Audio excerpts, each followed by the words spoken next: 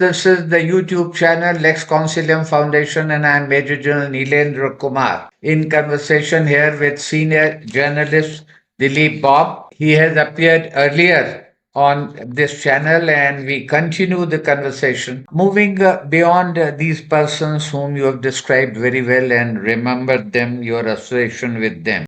You had indicated a global authority deficit.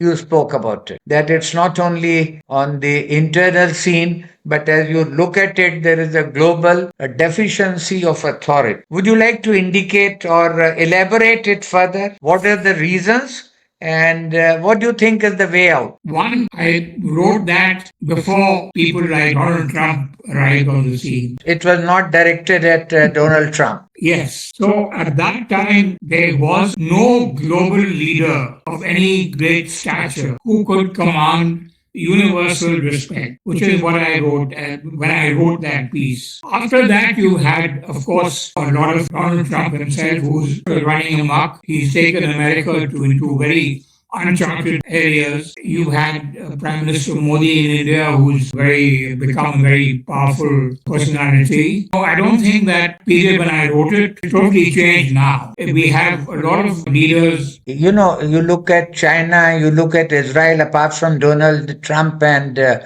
Modi, and Russia. Now they are the leaders in their own right with who wield considerable authority and clout. Yes, and Xi Jinping in China, Putin in Russia. Right. And so, yes, I mean, they are now these three areas of influence that are growing, which is China, Russia, and of course, Donald Trump and America. So it's bringing Russia and China closer together, because they want to counter this American imperialism, if you can call it that. So you have China asserting itself as far as the South China Sea and Taiwan, for instance. You have Putin, who is refusing to give in to any kind of peace process. He's continuing his attacks on Ukraine. It's created this very strange situation where you have Putin thumbing his nose at the rest of the world,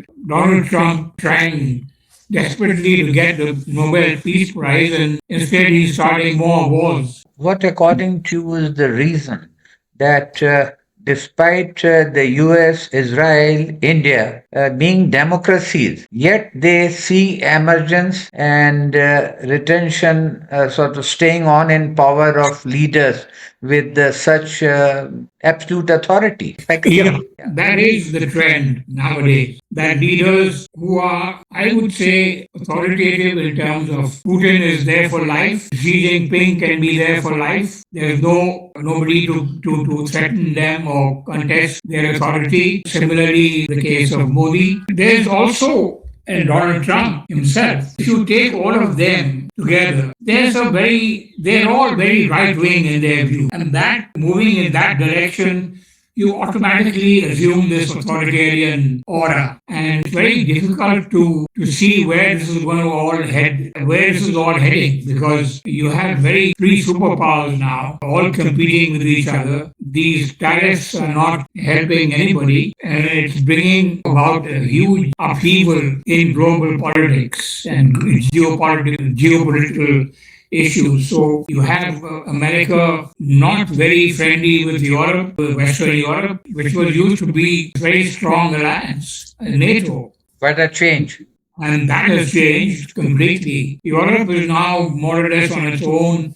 America is on its own. So you have China and Russia, if they get together with North Korea, for instance, that's a very dangerous, volatile situation. So you don't see any situation now, any position of global authority deficit? No, quite the opposite. Thank you very much, Dilip. It's been a pleasure talking to you. Please stay with us. This situation, this dialogue continue. Thank you. Okay. I'll be glad to. Thank you.